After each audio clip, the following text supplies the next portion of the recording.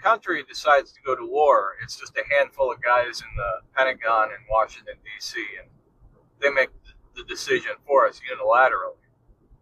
We can't have a vote on that. We can't even get Congress to do an act of war for that. That's why we have all these fun little terms like the authorization for the use of military force and NATO policing actions and conflicts and bombardment. And we've subtracted all of these things that are acts of war in and of themselves from the actual thing somehow with word magic.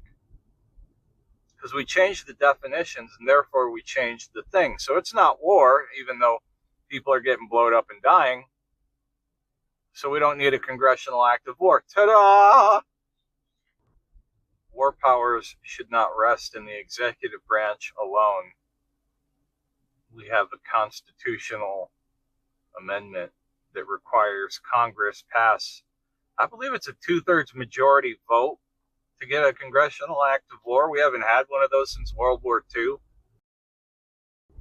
So if Iran poses a super huge threat, I don't see what the issue is them passing a congressional act of war. If they're super serial about it, and it's moral and it's justified, and we need to do it right now, I don't see why they couldn't have held a congressional conference and passed articles of war the right way, the way we're supposed to do it. We're not even supposed to have a standing army for a period of longer than 2 years. But that one's been out the window even longer than the War Powers Act has been stomped all over.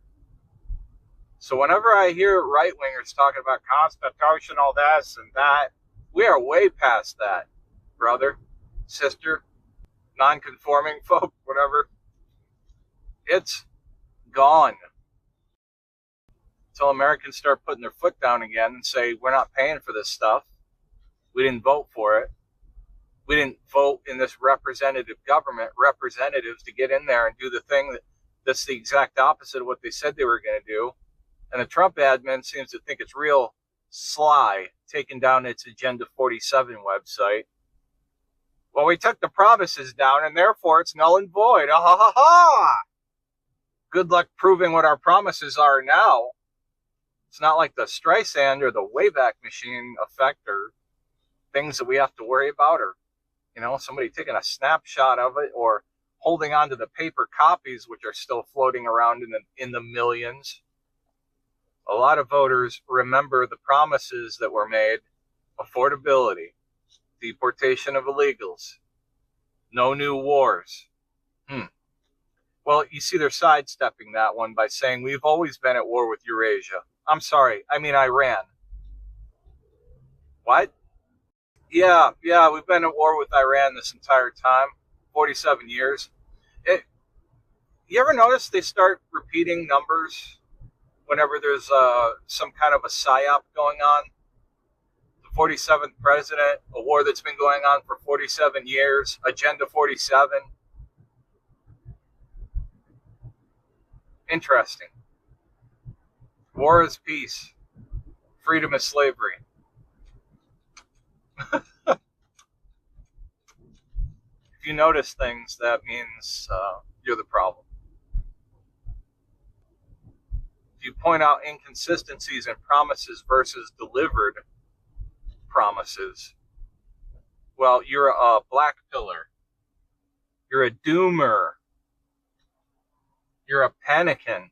I love these little terms, these little cute terms they come up with to try to foo-foo criticism, legitimate criticism of the administration. This is the same kind of crap we saw under Biden. Same stuff. The language has changed. The wokeness has been repealed for the most part. But not in a way that it can't just come back when the next guy comes around. The underlying problems in academia have not been solved. It's still present. And it's going to rear its ugly head again when we get a blue wave at some point, if not this midterm, with a presidential election in 28. Sometime after that. But given how this current administration is fucking things into the dirt, I'd say it's probably going to be sooner than later. Probably. Best case scenario, we pack up our bags. Donald Trump's victory speech is given. I guess they already did that, so maybe we actually are done and it is a super short, illegal conflict, but at least it's over. Fine. At this point, I'll take what I can get. Still illegal, unconstitutional, still never should have happened. And yes, it is a war, and it's a new one. This whole Iran has been killing thousands of Americans for 47 years thing, news to me. Never heard of it. Oh, they're using proxies. Okay, well, if we're going to start playing that game where, countries are hiring out proxies, mercenary armies, whatnot, we're going to start counting their death tolls and attribute them to the paying nation, which is arguable, then America's body count towards basically the entire world is going to dwarf that by several orders of magnitude. This is not the hypocrisy on display, man. It's not a regime change, except it's playing out exactly like a regime change. We need to take military action because one of our allies is going to take a military action, which will result in Iran taking a military action preemptively against us. So therefore, we have to take a military action. Basically means we are not in control of our own foreign policy or war policy anymore. We are beholden to that country. And that might not actually be the case, but that is the way that many are correctly perceiving it, because that's what it looks like. And for better or worse, perception is reality. Now, maybe that is propaganda from one side or the other. I can't even tell anymore, man. What is a failure of messaging versus what is a failure to communicate truthfully? And maybe it's both. Because Hegseth has said this is a war. But Trump has said it's a war for them, but it's not for us. For us, it's not even that big of a deal, really.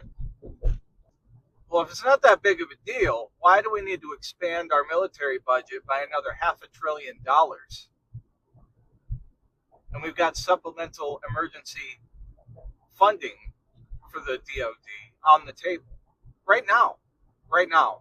I don't know if they already voted on it or not, but if it's not a big deal, we should have been able to handle whatever's going on over there with whatever we had at hand. If it's not a big deal. But it is a big deal. And it's a big deal not just because there's basically no reason for this conflict beyond one of our allies got to plug up their ass and decided now or never. Correctly so. A good assessment on their behalf. I got to give it to them there. They have demonstrably lost global support.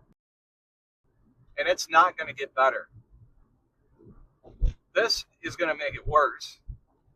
Like I said, all the stuff going on here domestically with the you can't talk bad about group XYZ, and we'll withhold all this, that, and the other, and we can't do business, and all these 38 states have signed on to this unconstitutional crap, and you think people don't see this? The metric that I measure it by is, does this apply to other nations? In other words, let's say countries that I can talk about, like Japan. Could you get away with telling people that if you don't trade with Japan, that you can't do business in the state of Wyoming or wherever? No, that's unheard of. That's unheard of. Doesn't exist. If you talk bad about Japanese people, then you will be unpersoned, you'll be deleted from the internet, you will be debanked. You might get raided. You might get swatted. No, most Americans would just call you a racist and move on with their lives. The government shall make no law abridging the freedom of expression. Whoops. Unless you're talking bad about them folks that we told you not to talk bad about. You know the ones. They're the only ones that get that protection. But don't you bring it up. Better not bring it up. We'll pass into state charters that you have to do business with them. A group of people that I have no problem with up until the exact moment that you mandate me doing business with them. Or that I can't say bad things about them. That's weird. Does anybody else get those protections? Do I get those protections? No. Why does a foreign country? Are you trying to create anti-people? Feels like it. You're definitely making all the right steps to foment that. If that isn't your intended goal, I couldn't think of a better strategy for doing so. So from their perspective, yes, this war has to happen now because it probably can't or could not have happened had they waited much longer. In the age of the internet, and given how far Iran's history goes back, even on the internet, it's pretty easy to find out how long Iran has been working on long-range ballistic nuclear weapons, missiles, and nukes, and enriching uranium. They've been doing this for 50 years now, and we think they're suddenly going to get a bomb tomorrow. Come on. Come on. If they really wanted a bomb, they could probably just buy one from North Korea or Russia or China. If they wanted them to have nukes, they'd have probably given them by now, if they don't already have them. What intelligence do we have that says that they do not? Or that they don't have long-range missiles from the same reasons I just listed? We don't. You don't know. They have to. They have to. Think about this logically. Do any of our allies lack for long-range ballistic nuclear missiles? No. Most of them have them too. Wonder how that happened. What about regular ballistic missiles? Yep, have those too. Almost all of our allies have those too. Do you think they're all on the up and up? We're talking about basically what amounts to the wheel in modern warfare. They got Toyotas. They got every other whiz-bangy thing, GPS, the internet. It's not connected to ours the same way, but. And you think they don't have long-range capabilities? I see this as a propaganda blanket. It's a way to mollify our allies, the population, not the governments, because the governments probably already know what the skinny is. But they don't want the regular folks, that's us, to know their actual capabilities, because then we'd know we were about to kick a hornet's nest filled with grenades. For no other reason than we need to conquer this land for one of our allies and possibly material acquisition, because they're currently fucking the US dollar into the dirt. And they have, for whatever reason, this insane idea they can keep the Ponzi scheme going forever by stealing other people's stuff and forcing them onto the Ponzi system also. Instead of just, I don't know, doing literally anything else other than continuing to use fiat fractional reserve money, which is basically just a vehicle where the elites can steal all of our buying power whenever they feel like fighting another war somewhere or buying another yacht.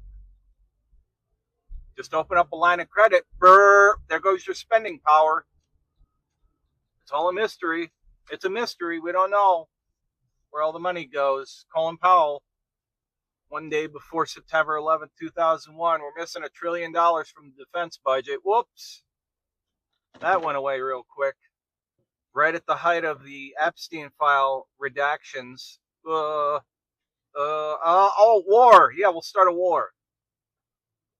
And it's not a new one because it's been going on for 47 years, even though you literally just found out about it today. All other problems to the wayside. All other issues, they're not on the table anymore. We're not even talking about them anymore.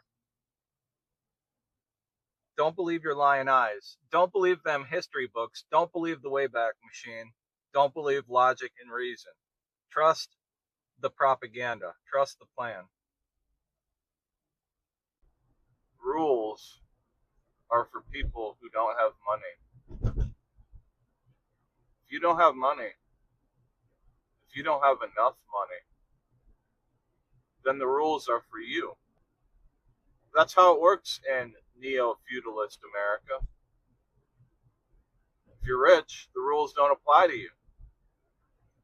If you're in the right social circles, if you voted the right way. But don't take my word for it. Just look at the island files for more information on that. If your name is on the approved list, on the do not disturb list, if you got enough zeros in your bank account, you're on the do not disturb list, they will start World War III in lieu of arresting you, or any of your friends that are also on the do not disturb list. They got us all running on hamster wheels. Poverty is on purpose. Poverty, mass poverty. All right, the new threshold, in case you're not aware, the new threshold for poverty is $60,000. If you make less than that, you're poor in America. You make less than that, you're poor. If you make that, or say between that and $100,000, you're still living paycheck to paycheck. You can just afford the basics. Isn't that nice? And you're definitely not on the do not disturb list. You are on the disturb list. Light out, boop, boop. Jaywalking, boop, boop. Paid the rent 2 days late, boop, boop. The rules apply to you. It's not a secret anymore. It's not hush hush.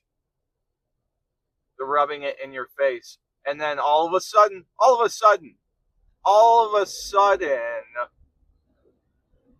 this third world crap hole in the Middle East that we've apparently been at war with for 47 years and no one bothered to tell us, all of a sudden, they're going to get a nuke tomorrow, so we got to go do some bombing stuff. But it's not war. But it's using military, and we're blowing stuff up and people are dying. But it's not war. And also, we're doing great. War's over. Victory lap's been taken, a la Bush style. And then,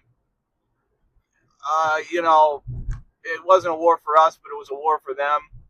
But we got to bloat our budget by another $500 billion just to be extra serial, super sure, or something. I don't know.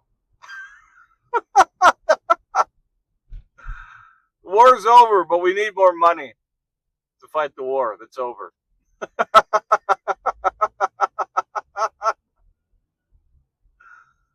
You can't make this shit up, people. And what's the topic du jour that's fallen from people's lips, from their minds, if not their hearts? Well, the island list. The two-tiered legal system on full naked display. Literally, in some cases. That's the trick. Hell, they've been using that since Clinton. When the Monica Lewinsky trial was happening, Clinton was across the White House ordering missile strikes in the Middle East. There's a common denominator here. You see, it's absolutely brilliant to have a la carte enemy that you can just cook up a reason to go over there and do stuff whenever. Why ever solve the problems in the Middle East when the problems, quote unquote, that are created by the Middle East can be selected for at any time to distract the American people and squeeze more tax dollars, a la money printing, where most of this stuff comes from, whenever they damn well want. Why would you ever solve that problem? That's not a problem. That's a cash cow to be milked till it drops. and then we put it in the trash compactor and try to get a little bit more out of it. We've always been at war with Eurasia. Yeah, I don't know if you know this or not, folks. We've been at war with Iran for 47 years. They've been killing us by the thousands. You just never heard about it before. Yeah. Remember when Iran bombed Alaska? You remember that? No, it never happened. Watch, they'll pull a false flag now. I don't even think most Americans know where Iran is on a map. No one cares.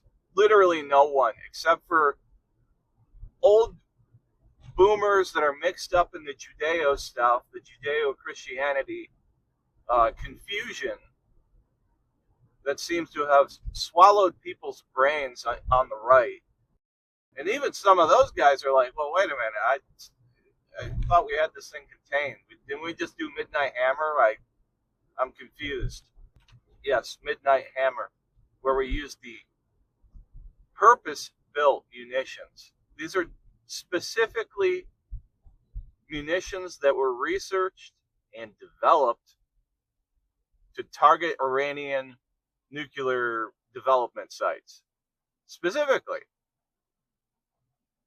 multi-million-dollar bombs, oodles and oodles of noodles went into making these things. And they worked. They worked perfectly. It was the most beautiful bombing that we ever did. America is the best. We dropped billion-dollar munitions and wiped out Iran's nuclear capabilities totally. 1,000% effective. Yeah. So effective.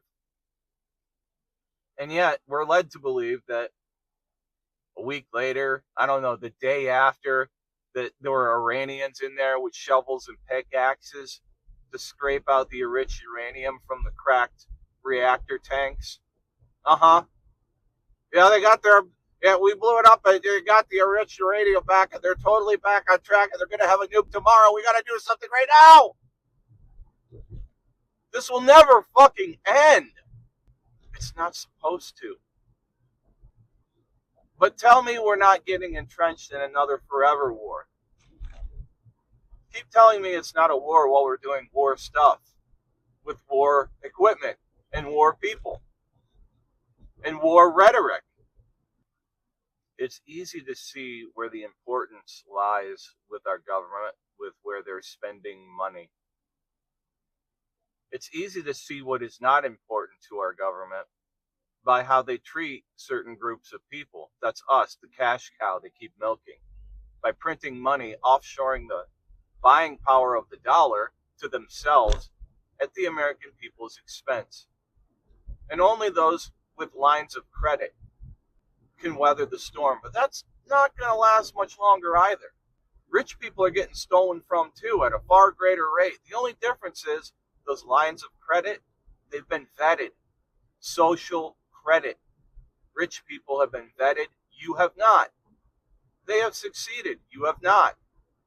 Who makes these decisions? Well,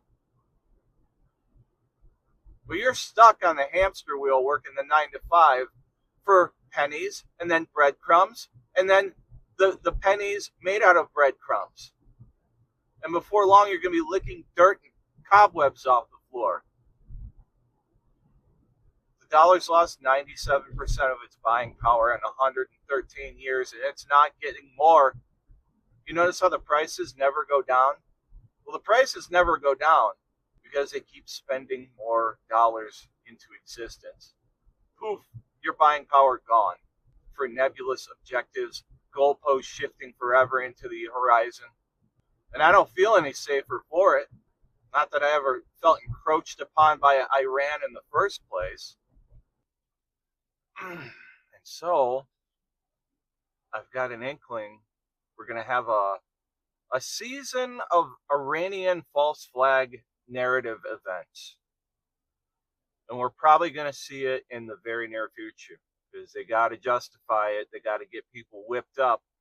And we got to have another country song about how we'll stick our boot in your backside. It's the American way. Yeehaw. Tucker Carlson releasing his equivalent of Bill Cooper predicting 9/11 a month before it happens. Just today, I'd be less frustrated with our government if they just honestly state what's going on here. Yeah, this is a war for conquest. We need the resources. Look, we spent the dollar into basically nothing right now, so you're all going to go poor here if we don't start stealing other people's stuff. And Iran's a third world crap hole, and I mean, we talk crap about them all the time. And I mean, remember all those Crusader memes that we dipped the entire internet and world in after 9/11? Yeah, we're gonna do that again, so we can get you real angry at the people that worship a different deity than the majority of you do. And yeah, hopefully you'll fall for it again, because yeah, we need to start stealing other people's stuff again, make up for all the deficit spending we've been doing for 20 years now. You know, instead of just not doing the deficit spending, instead of just, I don't know, getting off the funny system where we're losing buying power literally by the second, instead of just fixing the monetary system, we're going to try to warp the entire world around the broken monetary system. Because it works for some of us. And the sum of us is the important sum. So important, we're willing to start wars over it. So important, we're willing to overlook certain nasty deeds done over, you know, on islands and ranches and other parts of the world that we're not allowed to know about. There was more than one island. I mean, if you were going to host a international blackmail ring to get politicians across the world to bend to your will, would you put all of your eggs in one basket? No. Why stop with one island? Why stop with one director of the blackmail? Life happens. Epstein liked to party hard. What if he just passed away from natural causes? Could have happened. Maybe he never went to jail. Maybe he just OD'd on some blow. Could have happened. That's not how it went down, but it could have. Not the only person that has thought these thoughts. If some random nut job on the internet can think of it, I'm sure that intelligence agency handlers probably thought of it too. Michael Rivero was correct. All wars are bankers' wars. But it's not the bankers themselves that we're fighting over. It's the monetary system. Every time the people get just a little too close on the razor's edge of the truth of this thing, that it's a vehicle for theft, and you get enough people talking about it like that, instant war. And while these things might seem disparate, disconnected, having nothing to do with one another, they're all related. Everything boils down to economics at a certain point. And this point is the intersection between our economy and the law. All the lobbying laws that were passed, all this stuff used to be illegal. Counterfeiting money used to be illegal. We have codified basically all the worst life-destroying aspects of fraud for the government. Qualified immunity applies to our intelligence assets too.